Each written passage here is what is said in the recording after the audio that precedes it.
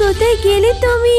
দেখো দেখো, আমাদের উঠোনের পুকুরে কত কত ফুলকপি হয়েছে।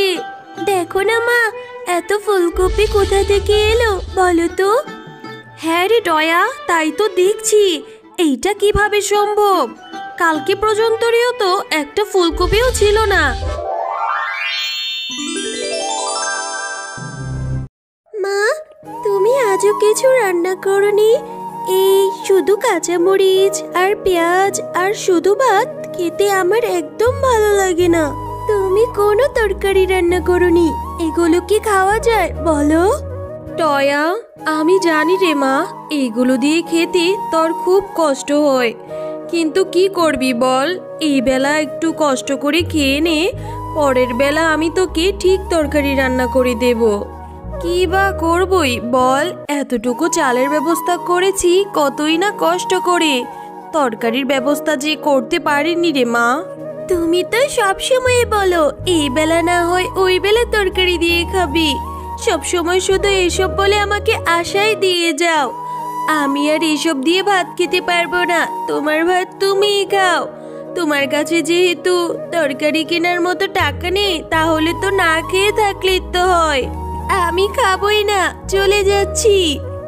টয়া, এইভাবে না খেয়ে যাস না রে মা। এইভাবে না খেয়ে কতক্ষণ থাকবি তুই? এই মেয়েটাকে নিয়ে যে কি করব? আমার কাছে তে তরকারি কেনার মতো এখন কোনো টাকা নেই। এই মাসে বাঘিনী ভাবির বাড়িতে কাজও করতে পারিনি। কারো কাছে যদি বাকিতে একটু সবজি পাই, তাহলে মেয়েটাকে রান্না করে দিতে পারবো। বাঘ মামা, আপনি কি আমাকে বাকিতে কিছু সবজি দিতে পারবেন? আমি আপনাকে এই মাসের মধ্যেই টাকাটা দিয়ে দেব। আমার ঘরে যে রান্না করার মতো কোনো সবজি নেই গো মামা, দিলে আমার বড্ড উপকার হতো। আরে শেফা, এইভাবে বাকিতে আমি কোনো সবজি দিতে পারবো না। বাজারে শীতের নতুন সবজি উঠিয়েছি, এই সবজিগুলোর এখন অনেক দাম। নগদ টাকা দিলে তবেই তোকে দিতে পারবো, এখন আর বায়না করিস না তো। এখন বেশি কথা না বলে বাড়িতে যা, আমাকে নতুন কাস্টমার ধরতে দে তো। বাঘ মামা, আপনি আমার সাথে এরকম ব্যবহার কেন করছেন? আমার স্বামী বেঁচে থাকতে তো আপনাদের কতই না উপকার করেছে। লাগবে না আপনার সবজি, আমি নগদ টাকা দিয়েই সবজি কিনে খাবো। আজকে আমি এত অসহায় বলে আমাকে সবাই এত অবহেলা করছেন। আরে যা যা, এসেছে বাকিতে সবজি কিনতে, আবার কত কত কথা বলে গেল। টয়া, আমি তোকে কতক্ষণ ধরে খুঁজছি, তুই এখানে একা একা বসে আছিস কেন? কি হয়েছে আমাকে বল। রাজু, জানিস আমার মনটা না ভীষণ খারাপ। মা না আমাকে রোজ রোজ কাঁচা লঙ্কা আর পেঁয়াজ দিয়ে ভাত খেতে দেয়।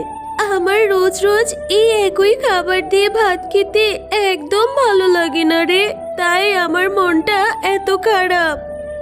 ও, এই ব্যাপার, তুই আমার সঙ্গে চল, মাঠে যেয়ে খেলা করি। নতুন বল কিনেছি, দেখবি দুইজন একসাথে খেলা করলে তোর মনটা ভালো হয়ে যাবে। এরপর টয়া খেলার জন্য মাঠের সামনে রাজুর সঙ্গে চলে যায়। ওখানে গিয়ে তারা অনেক আনন্দ করে দুইজন নতুন বল দিয়ে খেলতে থাকে। হে রে রাজু, আমি আর খেলতে পারছি না রে, আমার শরীরটা যে বেশ ক্লান্ত লাগছে। আমি যে বাড়ি থেকে সকালে না খেয়ে বের হয়েছি, আমার খুব ক্ষুধা পেয়েছে রে। হ্যাঁ রে টয়া, তোর অনেক ক্ষুধা লেগেছে, তুই এখানে একটু দাঁড়া, আমি বাড়ি থেকে তোর জন্য কিছু খাবার নিয়ে আসি। আমি যাব আর আসবো, তুই কিন্তু আবার চলে যাস না।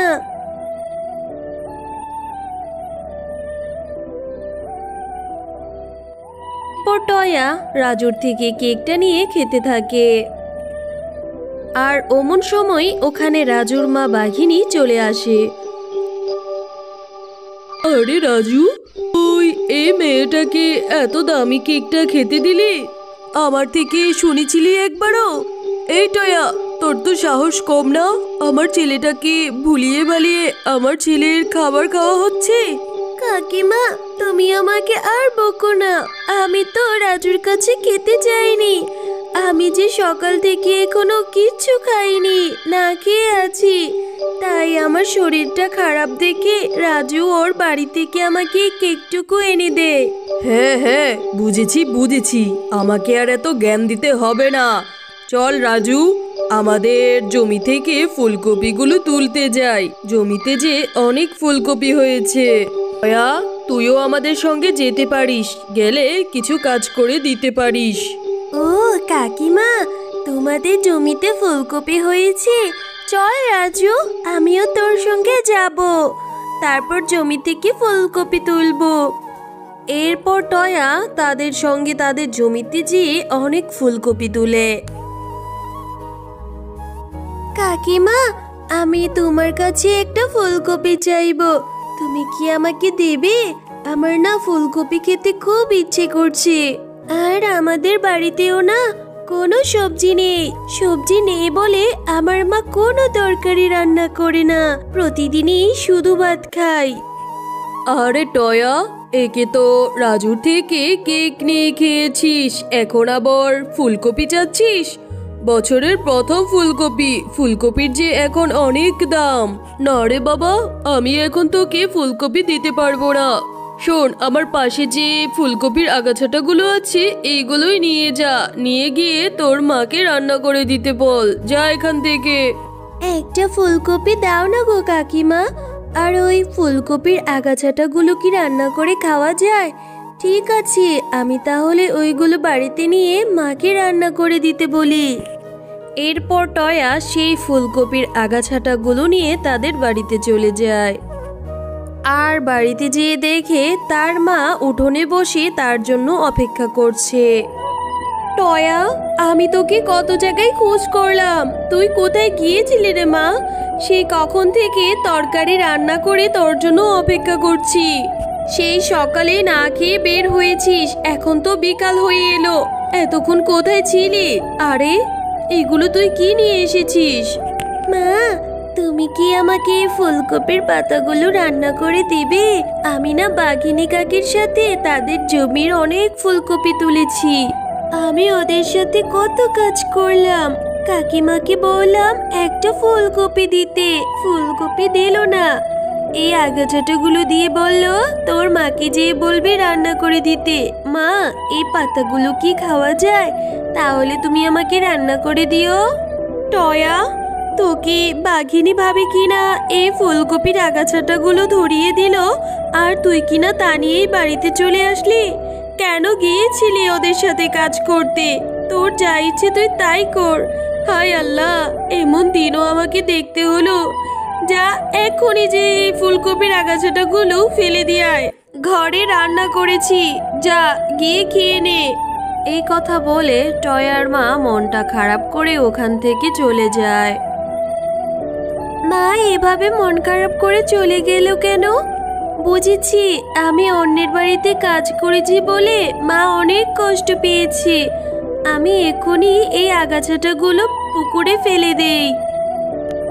এরপর টয়া সেই আগাছাটাগুলো নিয়ে তাদের বাড়ির পাশে পুকুরে ফেলে দেয়। ফুলকপির আগাছাটাগুলো সব পানিতে ফেলে দিয়েছি, এখন আর আমার মা আমার সঙ্গে রাগ করবে না। আমি ঘরে যেয়ে ভাত খেয়ে নেই।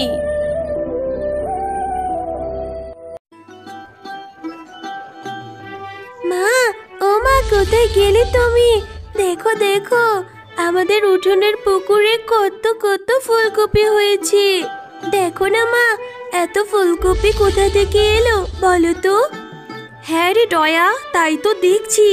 এইটা কিভাবে সম্ভব? কালকে পর্যন্তও তো একটা ফুলকপিও ছিল না, আর আজই পুকুর ভরা ফুলকপি। যাই হোক, ভালোই হয়েছে, এখন থেকে আমাদের আর কোনো অভাব থাকবে না। এই ফুলকপিগুলো বাজারে বিক্রি করে আমাদের সংসারের অভাব দূর হয়ে যাবে। হ্যাঁ মা, আর আমি রোজ রোজ কত ফুলকপি খেতে পারবো, কি মজা! আর বাজারে বিক্রি করেও আমাদের আর অভাব থাকবে না, তাই না মা বলো? এরপর তারা পুকুর থেকে কিছু করে ফুলকপি নিয়ে বাজারে বিক্রি করতে যায়। আর এইভাবেই ফুলকপি বাজারে বিক্রি করে তাদের দিন খুব ভালো মতো কাটতে থাকে। তারা খুব ভালো ভালো খাবারও খেতে থাকে। এরপর থেকেই তাদের সংসারের আর কোনো অভাব থাকে না। হ্যালো বন্ধুরা, গল্পটি ভালো লেগে থাকলে চ্যানেলটি সাবস্ক্রাইব করে দিবেন এবং পাশে থাকা বেল আইকনে প্রেস করে আমার পাশেই থাকবেন। ধন্যবাদ।